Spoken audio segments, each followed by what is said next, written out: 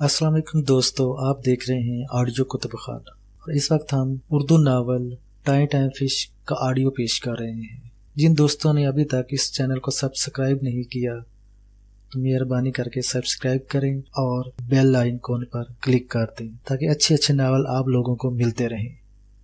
शुक्रिया। चलिए शुरू करते हैं। मौलवी साहब और शराफत पूरी तमतरात से अंदर दाखिल हुए। मुझे ऐसे लगा जैसे मेरे जनाजे का वक्त आन पहुंचा है। दोनों इत्मीनान से अपनी अपनी नशिस्तों पर दोबारा बरजमान हो गए। सेठ पूरी जिम्मेदारी से खराटे लेने में मसरूफ था। जी जनाब, शाहरुख साहब क्या हाल है? शराफत ने बड़े एहतराम से मुझे जलील किया। इससे पहले कि मैं कोई जवाब देता, फहमी ने तेजी से कहा, जल्दी से भौंको, हर बंदे को अपना बाप ना समझ लिया करो। मैं तिल मिलाया। फहमी चलाई, शट अप यू बास्टर्ड। मम्मा मुझे पानी तो पी लेने दो। मैंने जल्दी से हाथ जोड़े। तुमने तलाक देनी है, दूध की नहरें नहीं खोदनी। तलाक दे दो, फिर इत्मीनान से पानी पीते रहना। फहमी गर्जी। मौलवी साहब, फांसी पर भी लगने से पहले बंदे की आखिरी ख्वाहिश पूछ ली जाती है। क्या तलाक के वक्त शुरू में ऐसी कोई सहूलत नहीं? मैंने मौलवी साहब से रजू किया।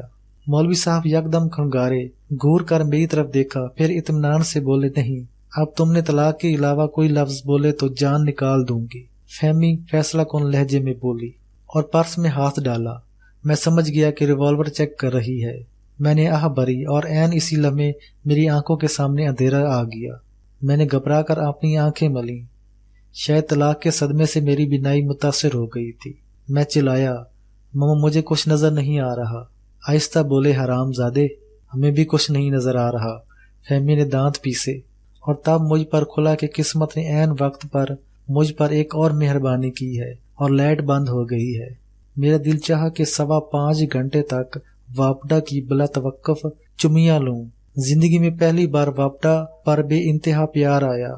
मैं अभी इमरजेंसी लाइट लाती हूँ। वकील साहब जरा ध्यान से बैठिएगा। फहमी ने शराफत को खबरदार किया और दूसरे कमरे की तरफ लपकी। शराफत गैर महसूसाना तौर पर दरवाजे के करीब होकर बैठ गया ताकि कोई बाहर न जा सके।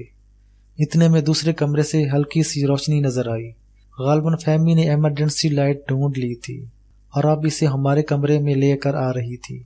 मैंने 1 सेकंड के 2000वें हिस्से में कुछ सोचा, फिर तेजी से हाथ बढ़ाकर मौलवी साहब की कुर्सी उल्टा दी। इसके हल्क से एक खौफनाक चीख निकली और वो धड़ाम से कालीन पर आ गिरे।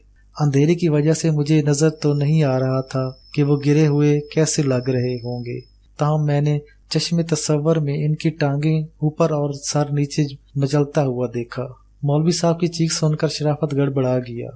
क्योंकि क्या हुआ मौलवी साहब? वो अंधेरे में हाथ पांव मारता हुआ अंधेरे से मौलवी साहब की तरफ लपका। फहमी भी इमरजेंसी लाइट लिए करीब आ गई थी। मैंने आओ देखा न ताओ तेजी से आवाज पैदा किए बगैर बेड के नीचे रेंग गया। फहमी ने भी मौलवी साहब की चीख सुन ली थी और तकरीबन दौड़ती हुई कमरे में दाखिल हुई और अंदर का मंजर देखते ही चकरा गई। मौलवी साहब कुर्सी समेत कालीन पर औंधे पड़े थे। शराफत मौलवी साहब को संभाल रहा था और मैं निकाह नामे समेत गायब था। फहमी की हल्क से दबी दबी चीख निकल गई। मैंने पूरी तरह से अपना सांक रोक लिया था क्योंकि मुझे पता था अगर आपकी बार दरियाफ्त हो गया तो तलाक भी देना पड़ेगी और छितर भी खाना पड़ेंगे। बेड काफी बड़ा था, इसलिए मैं खिसकता खिसकता इसके आखिरी कोने पर चला गया। वकील साहब नीचे देखिए, वो हरामजादा भाग गया है, पकड़िए उसे। फहमी पूरी कुव्वत से चिल्लाई और शराफत समझ गया कि अब इसे मुझे मिस्टर और आप कहकर बुलाने की कोई जरूरत नहीं। मौलवी साहब की कुर्सी आधी सीधी कर चुका था। फहमी का जुमला सुनते ही इसने कुर्सी वहीं छोड़ दी और छलांग लगाकर सीढ़ियों की तरफ भागा। मौलवी साहब दोबारा उलट कर गिरे। अलबत्ता इस बार मुझे इनकी कोई आवाज नहीं आई। एक छपक्का हुआ और लाइट आ गई। फहमी जख्मी शेरनी की तरह कमरे में बल खा रही थी। इसका बस चलता तो वो मुझ पर बेड़िए छोड़ देती। बिजली आते ही इसने इमरजेंसी लाइट एक तरफ फेंकी और फर्श पर गिरा हुआ निकाहनामा का दूसरा कागज उठाने के लिए नीचे झुकी। मेरा दिल उछल कर हलक में आ गया। इसके बाल आगे को झुक आए थे। 1 सेकंड के लिए भी वो अपनी नजरों का जाविया 90 डिग्री पर कर लेती तो मुझे घसीट कर बेड से नीचे निकाल सकती थी, लेकिन किस्मत पूरी तरह मेरा साथ दे रही थी। इसने निकाहनामा उठाया और पढ़कर गुस्से से परे फेंक दिया। सेठ खूबसूरत बदस्तूर बेहोश था और अब इसकी खराटों की आवाज गधे की आवाज में तब्दील हो चुकी थी। फहमी ने बताया था कि वो कल से पहले होश में नहीं आएगा। इसका मतलब है फिलहाल बाहर निकलने में खतरा ही खतरा है। मुझे मौलवी साहब में भी कोई हरकत नजर नहीं आ रही थी। या तो वो बेहोश हो गए थे या खालिक हकीकी से जा मिले थे, लेकिन फहमी को मौलवी साहब की कोई परवाह नहीं थी। इसी दौरान फोन की घंटी बजी और फहमी ने भाग कर फोन उठा लिया। हेलो, हाँ फहमी बोल रही हूँ। गजब हो गया शाहरुख, वो कमीना निकाह के बाद यहाँ से भाग गया है। हाँ, मैं बहुत परेशान हूँ। नहीं, डैडी को कुछ नहीं पता। मैंने इनको चाय में नींद की गोलियां डालकर सुला दिया है। ओके। वो फोन बंद करके मुड़ी और एक तवील सांस लेते हुए सोफे पर गिर गई। इसने अपनी गर्दन सोफे की पुष्ट से लगाकर खुद को ढीला छोड़ दिया था। इसके पैर मुझे बेड के नीचे से बिल्कुल साफ और करीब नजर आ रहे थे। मैं सब कुछ बुलाकर पूरी महवियत से इसके पैर देखने लगा। सफेद बेदाग पैर देखकर मेरा बड़ा जी चाहा कि कोई छोटी सी शरारत करूं, लेकिन फिर दिमाग ने समझाया कि इस छोटी सी शरारत का नतीजा बड़ी सी मुरम्मत की शक्ल में भी निकल सकता है। इसलिए मैं बाज रहा। थोड़ी देर में शराफत हाँपता कांपता अंदर दाखिल हुआ। मम्मा मैडम कुछ पता नहीं चला। मुझे लगता है वो अपने घर भाग गया है। चौकीदार ने भी किसी को नहीं देखा।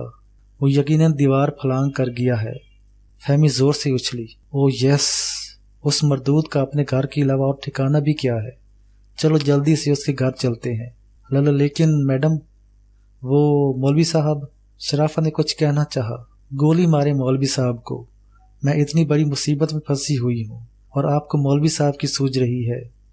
कुछ नहीं होता, होश आ जाएगा तो खुद ही घर चले जाएंगे। मम्मा मैडम एक बात कहूँ, अगर आप बुरा ना मनाए। शराफत ने गला साफ किया और दरवाजे की तरफ बढ़ती हुई फहमी यकदम रुक गई। जी फरमाइए। वो मम्मा मैडम, मैं ये कहना चाहता था कि आप कमाले से ही शादी करके तलाक क्यों लेना चाहती हैं। ये खिदमत तो मैं भी, मेरा मतलब है कि फहमी के होंठ फड़कने लगे। वकील साहब, मेरा ख्याल है आप अपने काम से काम रखें तो ज्यादा बेहतर है। मुझे क्या करना है और क्या नहीं ये मैं अच्छी तरह से जानती हूँ। जी बिल्कुल ठीक फरमाया आपने। शराफत ने पैंतरा बदला। तो फिर आइए मेरे साथ।